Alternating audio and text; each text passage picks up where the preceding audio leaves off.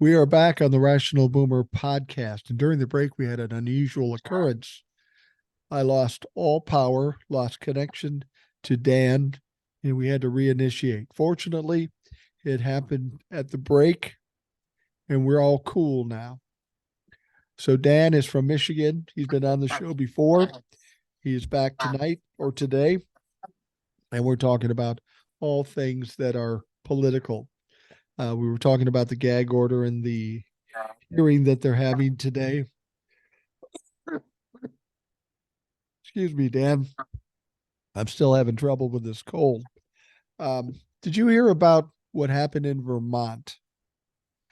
There were Hmm. three Palestinian kids going to Thanksgiving dinner, and they were shot, presumably because they're Palestinian. And it wasn't in Gaza, it wasn't in Israel, it was in Vermont, on the University of Vermont campus in Burlington. I can't believe that we have this coming from the Middle East here and having people angry enough to shoot somebody just out of fucking nowhere. I didn't hear about that. I heard about the 6-year-old Palestinian boy or Which, girl. the one that was released, the hostage. Yeah. Did you hear her story? The whole story about Um, her? no, she was stabbed by someone in an apartment complex from what I hear. Oh, you're talking about something that happened here in America. Yeah, Yeah. that's the interesting thing. Of course, there were more hostages released yesterday, and the one story that was the most compelling was that a 4-year-old girl named Abigail. And I paid particular attention to this because my granddaughter's about the same age. This poor girl, when they were attacked by Hamas, she was there when her mother was murdered. Then she ran to her father, and her father was trying to cover her to protect her, and he was murdered. Then she went to a neighbor, and then they were scooped up and made hostages for 50 days.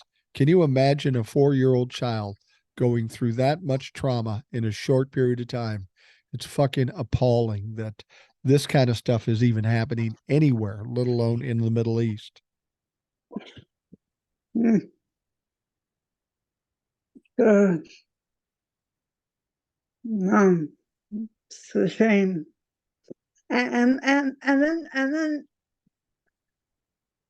you know, for people, especially Americans, when this country was supposed to be founded on tolerance and um, patriotism,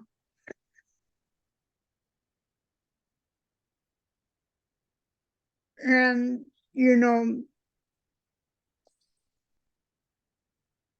Well, what? embracing other cultures, we Right. have people, who aren't like that. Well, what do you think about that? Why would what's going on in the Middle East carry over into this country? These three Palestinian kids getting shot, this one Palestinian girl getting stabbed. I don't think it's a bunch of angry Israelis doing this. No, I it's think it's Americans. well, it's Americans and it's Trumplafucks because they don't like any kind of Muslims at all, and they're taking an opportunistic moment to add to the chaos and uh, the the violence of it all. They're taking that as an excuse, carrying it to this country, and holding kids just going to Thanksgiving dinner responsible for that violence. That is fucking appalling. And this is where we have the problems in this country. We've got people going to violence first and then ask questions later. Because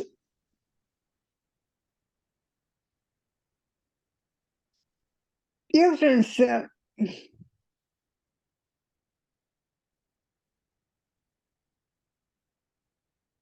Trump is not what he claims to be. He claims to be this great peacemaker, which is all bullshit. Yeah. He knows nothing. He's a divider. He divides people. He's an agitator. I mean, he will tell us that, well, if I was president, I could end the war in Ukraine in 24 hours.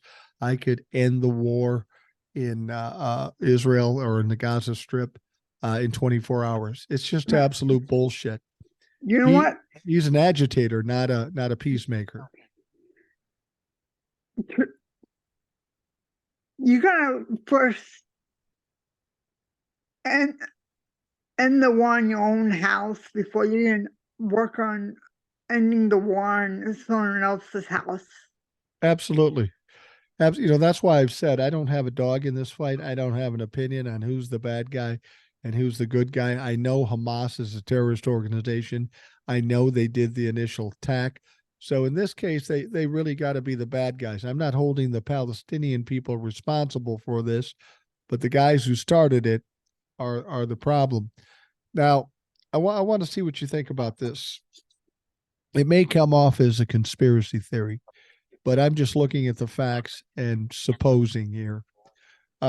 Somebody sent me a DM and they said, do you think Donald Trump had anything to do with the Israeli Hamas war? Now, on the front of this, it sounds crazy. It sounds like a conspiracy theory. But let me tell you a series of events that happened. When Donald Trump was first elected president, he had a meeting in the Oval Office. There were 3 Russians with him. It was just him and those 3. One of them is a noted Russian spy. Now, when this happened, Donald Trump, either on purpose or inadvertently, gave them some top secret military information. And it was announced that it just happened to be military information from Israel. That's terribly coincidental. Now, this was quite a while ago, but he did do that. And we know the Russians want to take the attention away from the Ukrainian war. And we know the Russians want to create some disorder and some chaos in this country because they want to help Donald Trump. Well, Russia has a strong connection to Iran. They support Iran. We know that. And we know that Iran supports Hamas. It seems like a long daisy chain, but I don't think it's out of the realm of possibility, given all the things Donald Trump and other Republicans have done. They will do anything to make Joe Biden look bad.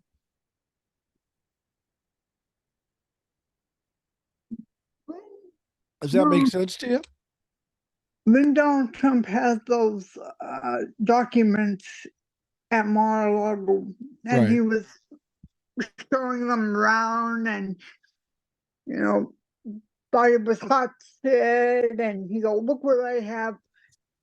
You know what? It wouldn't surprise me one damn bit. No. Because he's such an idiot that even inadvertently he would have said something stupidly. Yeah. Well, I don't even know if that's a word, to be honest with you. But he would have said something and let something slip that started this war. So well, let's be honest. Russia meddled in the 2016 election to benefit Donald Trump. They meddled in the 2020 election to benefit Donald Trump. They want to keep Donald Trump in power because he's a useful idiot. Vladimir Putin can pull his strings and he will do anything Vladimir Putin says. That was an absolute gift to Vladimir Putin and the Russians. Somebody like Donald Trump, somebody like Joe Biden is a little more, there's more friction between Vladimir Putin and Joe Biden. And that's a good thing because they are adversary. Donald Trump didn't see it that way. He loved Vladimir Putin. So the idea that, maybe he gave some information in that meeting, but like you say, he had those documents. God knows what else was in those documents and what he doled out to the Russians and Vladimir Putin. It it just seems to make sense to me, and it seems very drawn out and convoluted, but it's not beyond Donald Trump's fucking reputation. No, no. When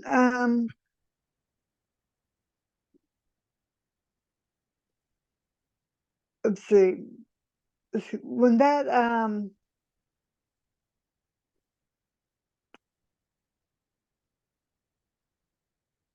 person, when that it,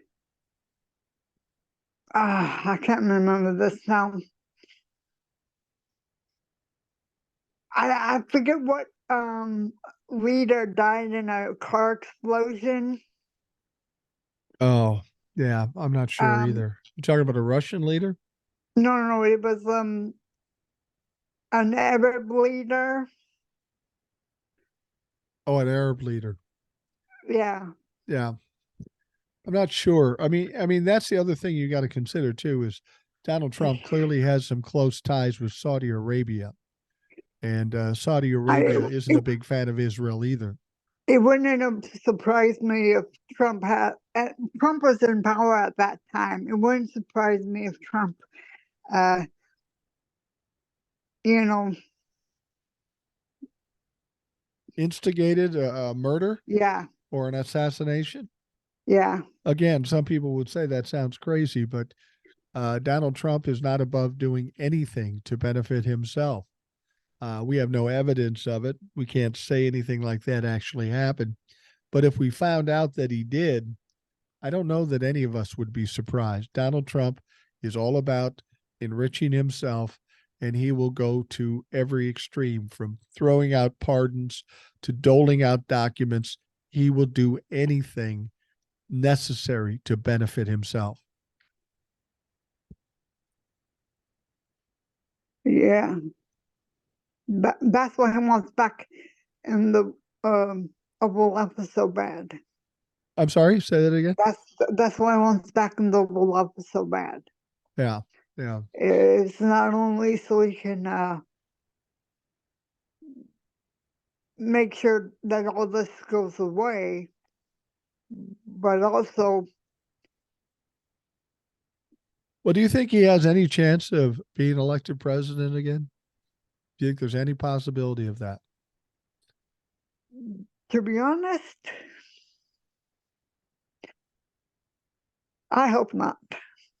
Well, to be perfectly I, honest with you, I don't see any possibility of him being elected again. He just doesn't have the support. He's going to have the court cases. He's going to be broke. He's going to have so much hanging over his head, he won't be able to fucking move. um, I, you know what? I, I know Joe Biden is old, but nowadays it doesn't matter how old you are. No, I especially mean, when we times have have senators changed. that are in their 90s.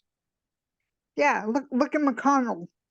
McConnell, look at Grassley, look at Yeah, any of them that are old. I mean, hell, Nancy Pelosi's in her late 80s. I mean, fuck. yeah. So everyone's like, well, I'm worried about his age and shit. Um, yeah, his age is a concern, but you know what?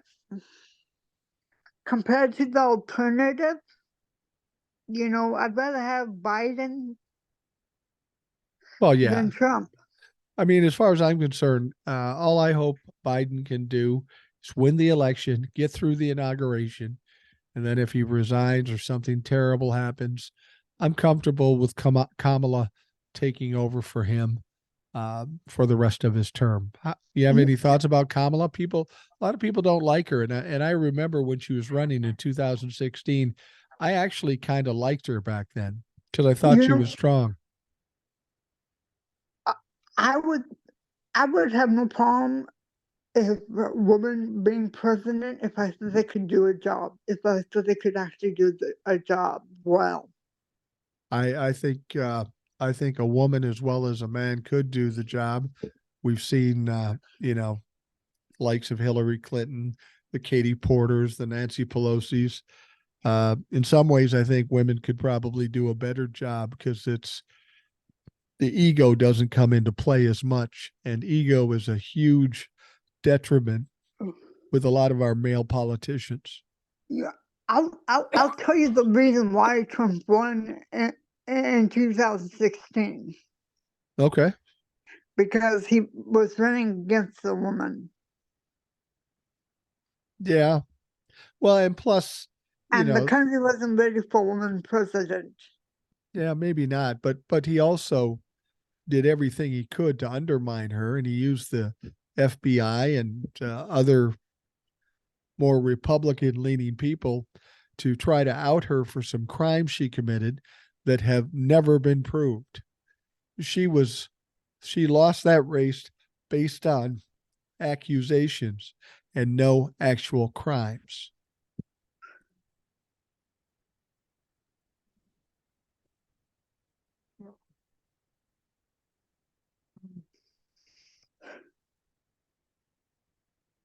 But now, I think the country can handle a woman president. Oh, I don't have any question about it. I think we could have a woman president. I think we should have a woman president. We've had all these years with men, and look where we are. I mean, I'm a big believer. If you do something and it doesn't work, try something different. And, whether we're talking about diversity or we're talking about gender or whatever, I don't fucking care about that. What the aesthetics or their personal life is makes no difference. Yeah. Do you think that one of the things that people are talking about, I have a theory about this too. You will hear the messaging come out that says, "Oh, a lot of young people are against Joe Biden because he's standing and supporting Israel." Well, he has no choice. We are an ally of Israel. He has to stand with them. Any president, whether they be Democrat or Republican, would have to do the same thing. Do you think that whole concept that a lot of people are going to vote against him because he's supporting Israel, do you think that's real? Because I don't. You know what? I don't think so, because anyone with any kind of education knows that America. I'm a big supporter of Israel. Right. America has always stood with Israel. We are allies. Right. And as Jeff Foxworthy would say, I think it's Jeff Foxworthy, might be bilingual. You might be a redneck if, you know, you you don't know that America is allies with Israel. Right. Right. Well, the thing about it is I have a theory on this, and it's just a theory. I have no way to base it on truth other than what I've seen in the past. When it starts coming out that young people are going to vote against Joe Biden because he stands with Israel, that doesn't sound like a real thing. That sounds like messaging from the Republican Party. And I think the Republican Party is a little nervous about this situation with Biden and Israel and Hamas, because you see what Joe Biden is doing. He's going there. He's not getting into the fight with Israel against Hamas. He's in there trying to quell things, trying to cool things down, get temporary ceasefires, get hostages released, get people out of that area with some ceasefires. And he's been very successful at it. And if you're going to have somebody in the middle there in the Middle East with something like this, you need somebody with the experience that Joe Biden has, 50 years in the business.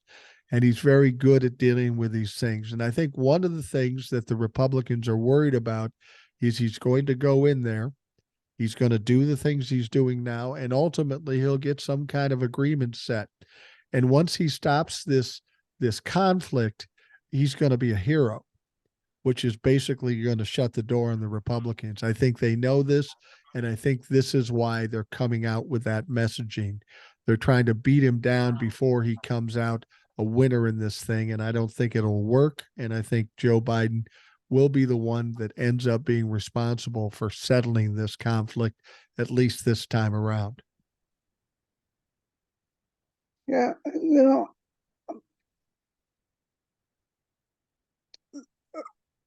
most Republicans nowadays are just cowards.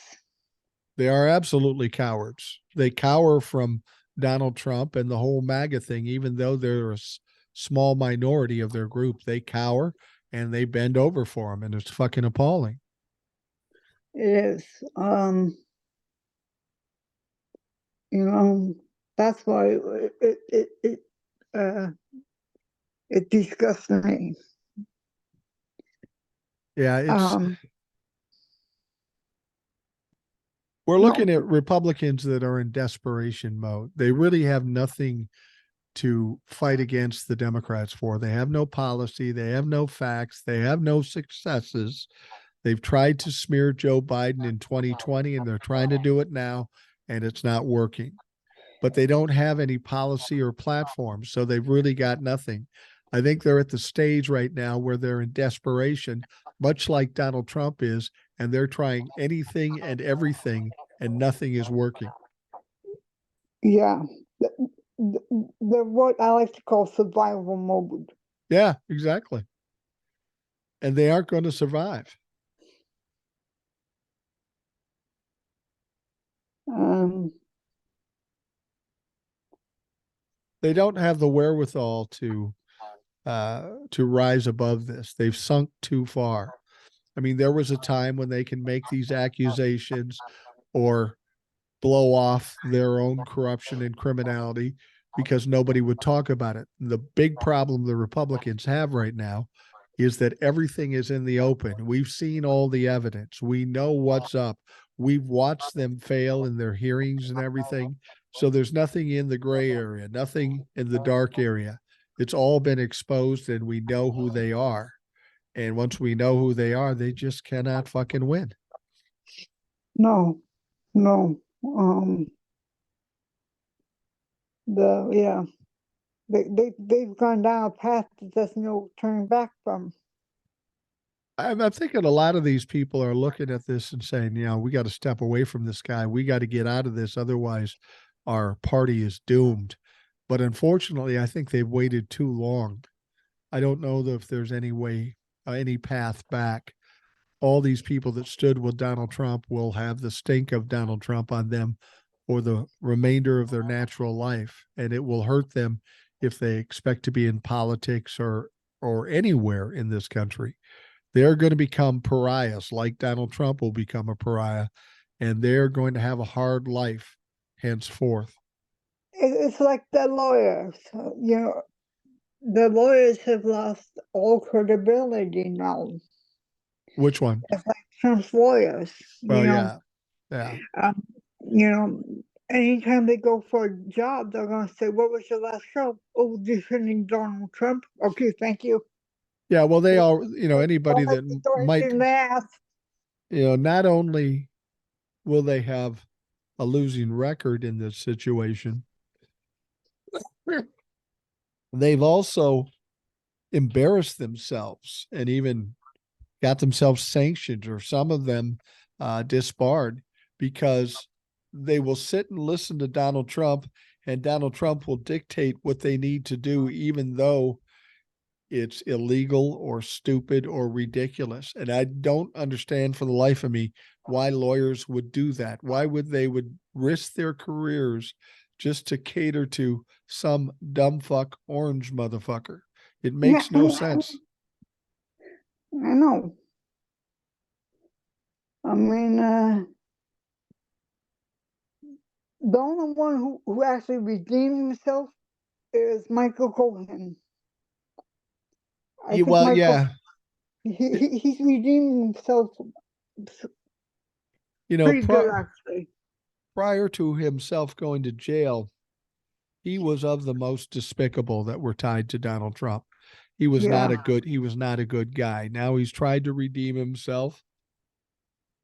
And I think you should take that with a grain of salt because he is who he is. The only person that did the smart thing that worked in Donald Trump's administration, Cassidy Hutchinson.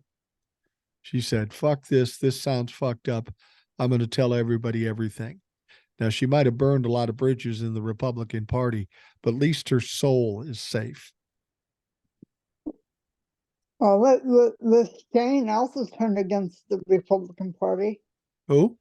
Liz Cheney. Well, yeah. I mean, I don't know if Liz Cheney regards herself as a Republican or not. I really think what Liz Cheney did was a calculated thing. She knew the Republicans would go down the shitter ultimately. I think she'll try to be the last man standing in hopefully the redemption and the reimagining of the next Republican Party. Because once 2024 hits, all this stuff that they've been following with Donald Trump is going to go by the wayside. You can't keep losing and have them stick with it. It's gone longer than it should. But maybe then Liz Cheney comes back as a leader of the Republican Party in a new version, which is the old version of the Republican Party. What got me is I don't know if you saw the Georgia case. Yeah. When Jenna Ellis was doing her testimony. Right. She takes a mugshot, she's all smiling and shit. Yeah. What the fuck are you smiling at in your mugshot for? And then she's on the witness, making a statement, crying and everything. Yeah. I feel real sorry for her. She ends up rolling on everybody. She's mad because Donald Trump isn't paying her legal fees. How about you just don't commit crimes and then you don't have to be arrested? Yeah. Fair? She's, as much as she might be rolling on Donald Trump, I don't think she's a trustworthy person. I don't think she's a good lawyer. The lawyers he has currently, the Alina Habba and some of these other idiots, they are the bottom of the barrel lawyers, and they have no chance of winning any case for Donald Trump. I don't know if you've ever seen My Cousin Vinny, the movie. Okay. I have. Well, you know how Vinny was supposed to take in the bar like 6 times? Yeah.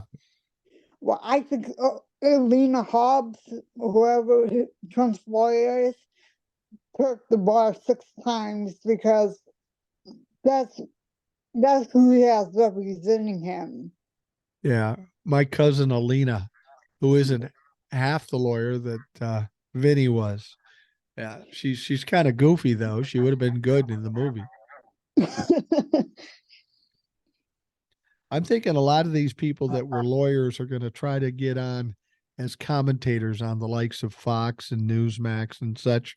That's about all they're good for is spewing disinformation, misinformation, and lies. That's all they're really going to be good for. Their chosen profession of being a lawyer has gone by the wayside. They've ruined it for themselves at this point by backing up Donald Trump. Even in the court cases, they stand up and they get outraged and the judge slaps them down again, but they keep fucking doing it. Yeah.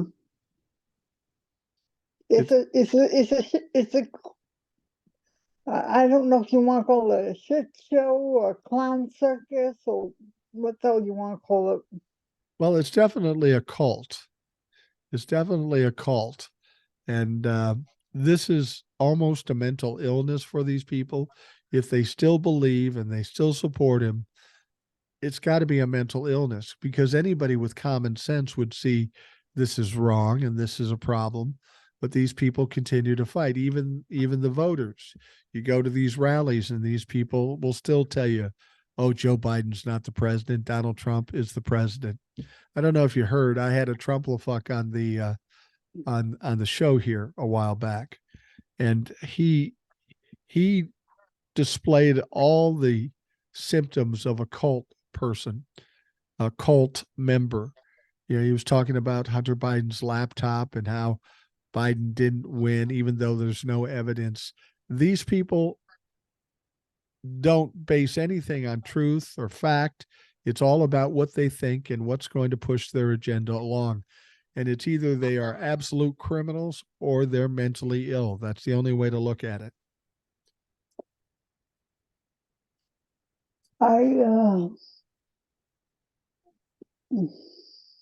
Something I want to say, but now I forgot. Oh, that's all right. That's all right. We're getting closer to the end here, but uh, I'm just wondering what you're thinking about uh, with the Georgia case. Now we heard that Fonnie Willis said the court case is supposed to start in May or when is it supposed to start? Maybe March. It was supposed to start in May, and then it got pushed back to August from what I hear. That's right. Yeah, that's right. And it sounds like that Fonnie Willis is suggesting that it won't end by the election. What's your thoughts about that? Bullshit. Yeah.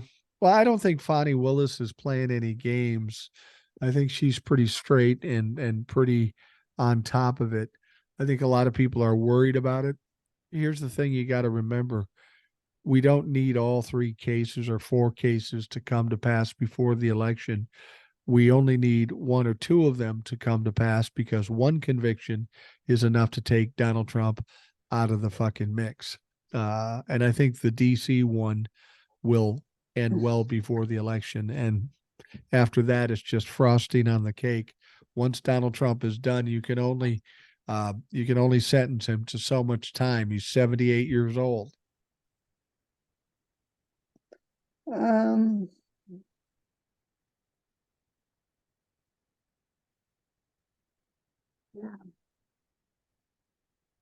I don't think he'll serve any time.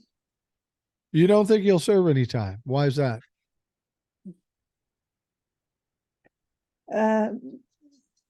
Because he's wealthy and privileged, Yeah. and he's a former president, Okay. and the most he'll get is probably house arrest. Okay. That's possible. But let me push back a little bit.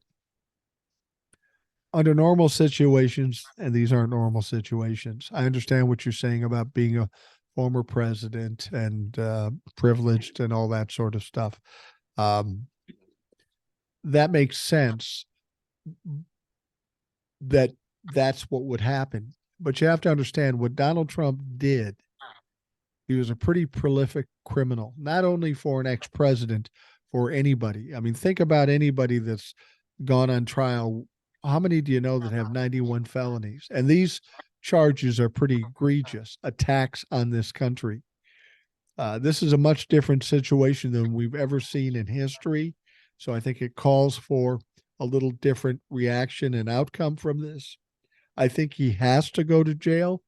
Otherwise, there'll be an uproar in this country. And I think the legal system understands that.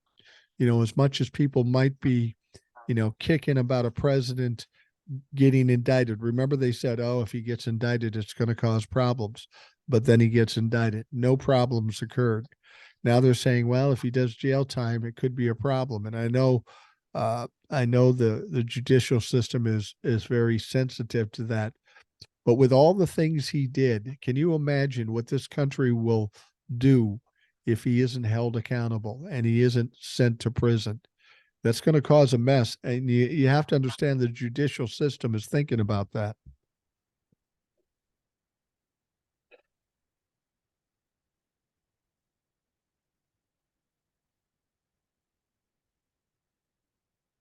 Maybe Pumpkin is, but I guarantee you Cannon isn't.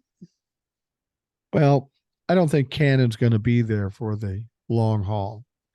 She's doing some pretty messed up things.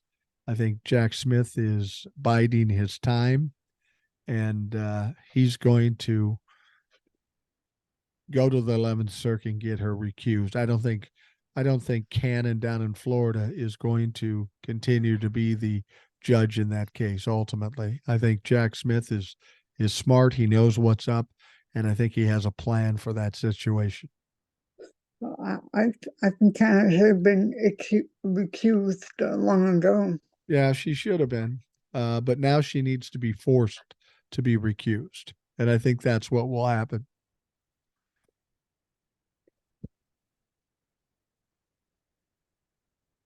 I hope so. Yeah, I hope so too. Well, Dan, I want to thank you for coming on the show. I appreciate it very much. We're going into another week. We'll see all the shit that's going to fly. You're more than welcome to come back on the show anytime. And hopefully things work out for the best starting this week and beyond. So, Dan, thank you for coming on. Thank you. I saw a new term in my schooling, so What? a new term, What do you mean a new term? You a new class. Oh, So you're in school. That's right. yeah, Okay. Well, good luck with that. thank you. Good luck with that, and keep listening and keep participating with either emails or coming on the show. We're happy to have you. All right, thank you very much. All I right. enjoy this. For those of you listening, thank you for taking the time out of your day to listen. Hope you have a great day, and we will talk to you tomorrow.